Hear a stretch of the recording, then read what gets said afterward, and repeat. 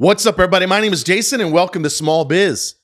It is Thursday, March the 9th, 2023. In today's video, I'm going to give you at least 3 reasons why I think the stock market is in free fall. When and where is the selling about to end? Perhaps tomorrow with the jobs report. What, if anything, should we do about HLBZ and in particular XELA, which reports earnings tomorrow? If it goes under 6 cents, for example, should you buy more? And where the hell are we going to exit if it starts to make another run like it did yesterday afternoon? All that and more coming right up.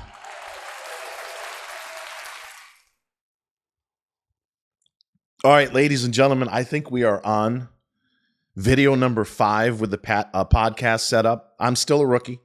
I'm still making mistakes. I can't figure out the lighting. It's pouring rain here in Atlanta, so it seems darker than it should be. But I'm having fun, and you might notice we have doubled our reach in the last week. I don't know if it's because I stopped swearing so much and I cut out the reference to alcohol, but we've gone from 500 views to nearly 1,000. So we might be onto something. So if you're just tuning in, welcome. We don't edit around here. I've got over 7 million views. I've never edited, written notes, used a monitor for a single video in my entire life. It all comes right here. So if I have a senior moment, I will be 53, April 13th. I'm leaving it in. So the most important question of the day, for many of you at least, is XELA going to break 6 cents? It's 3:02 in the afternoon, 6:03 at present. I say yes. They're going to flush the stops. The market is so insanely weak, and I'll explain why in a second. They're going to flush the stops on XELA, which is why last night, and again today, I said, place your buy orders if you don't have a full position in XELA between 0.55 and 6 cents. Because they're going to report earnings before the bell tomorrow. We have a horrendous backdrop, so it's actually one of the worst times to report. However, we're going to see what XELA is made of, aren't we?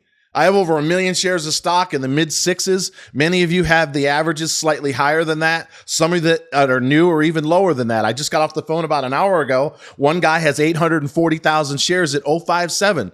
So I think he's in as good a position as anybody else in the entire world. But I think they're going to flush the stops, and we may see a scenario where if the numbers are not out of the park, where they attempt to retest the low from yesterday, which was 0.52. Because in case you missed it, we had a 50 million share buy on close order at 3:50 in the PM yesterday. It ran the stock from 0.5 to almost 7 cents in 10 minutes. It traded for the most part at 0.62 and change after hours and again this morning. But as the meltdown in a couple of the banks that I'll reference in a second continued to play on throughout the afternoon, we're now at 6 cents on the dot. So maybe it goes under while I'm recording this video. I wouldn't say by much. I'd be surprised if they could break 0.575 today. But tomorrow morning, if the earnings or the delivery or the backdrop of this stock market is in free fall, we could retest that low. So here's the deal. If you got a full position like I do, just hang out and wait. If you don't, and by the way, that's a 10 and no more than 15%. You should never put more than 10 or 15% into one idea. If you do, you're asking for trouble. I've gone bankrupt twice. Once regarding options, and another time because I loaded all my money into 2 or 3 stocks. I got cut in half, and it was an absolute disaster. The first one was at the turn of the new century. The second one regarding options, and I'll tell that story again someday, it sent me to the poorhouse like you wouldn't believe. I'm flashing back. I can't wait to tell you, in case you haven't heard the story, about me in the courtroom wanting to date the judge that was raking me over the coals. I'll tell you that story a bit later. But XELA, get back on track, Jason. You buy it in the mid-5s if you don't have a full position. If you got 10 to 15% into the idea, you hang out.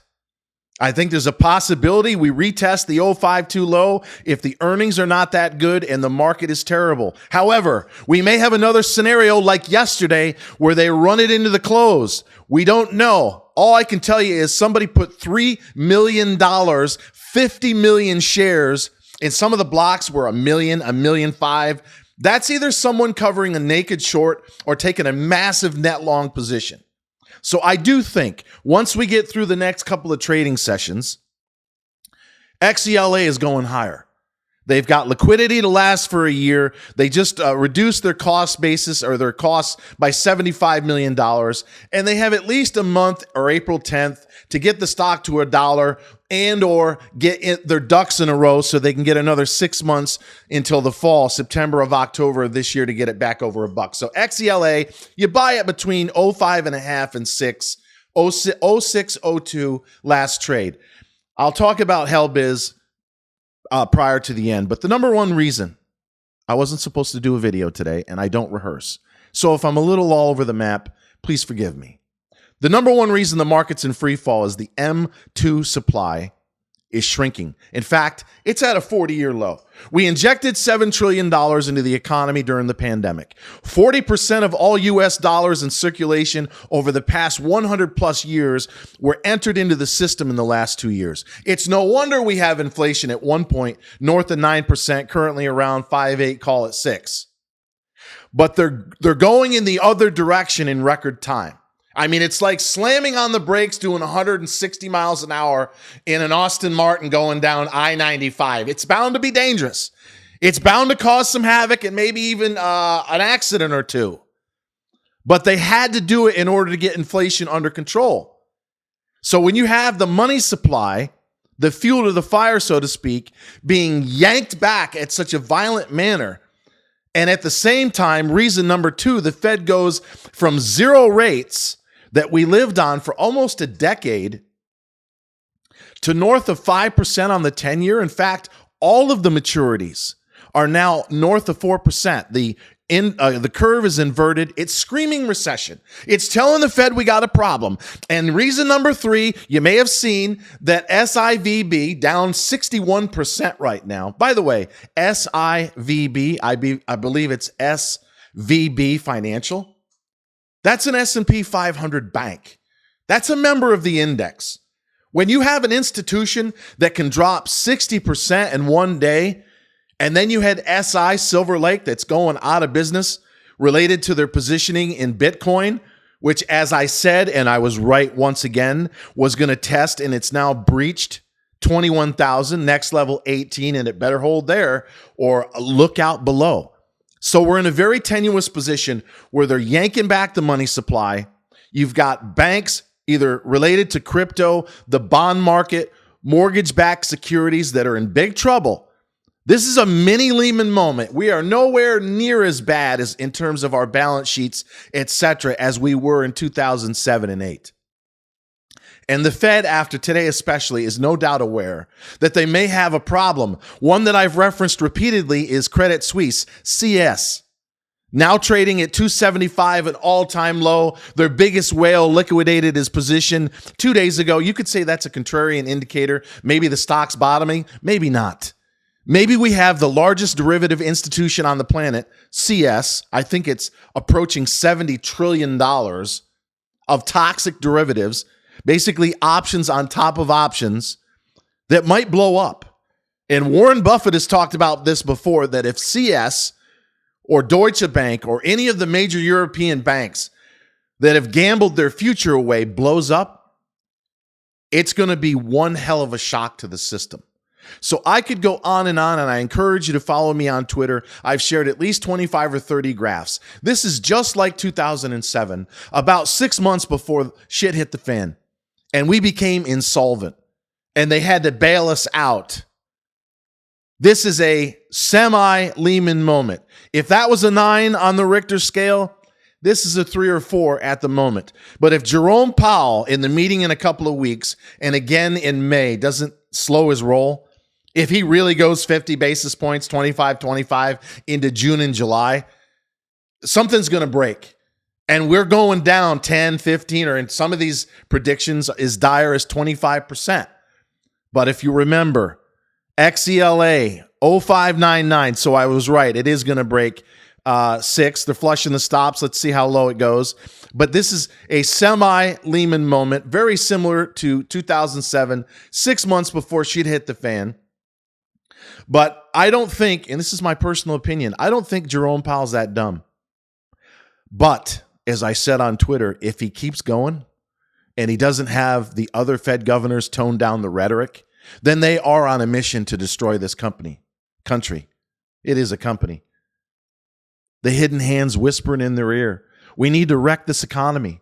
This is all about the Great Reset. We got to bring in the digital dollar. Now that we've issued 40% of all US dollars and we're about to make paperback illegal, we'll suck up all that money and then issue a digital dollar that'll track, trace, and monitor. More on that later. Every aspect of your entire life.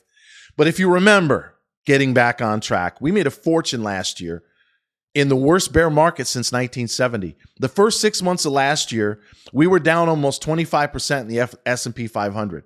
We made a fortune. 6 months ago, we were up 16x. $1,000 would have got you 16 grand. Now we're up about 7x because we've taken some hits, GMBL and COMS, and a drawdown in PBLA, obviously, who reports earnings, by the way, a day from today. But we're going to be fine.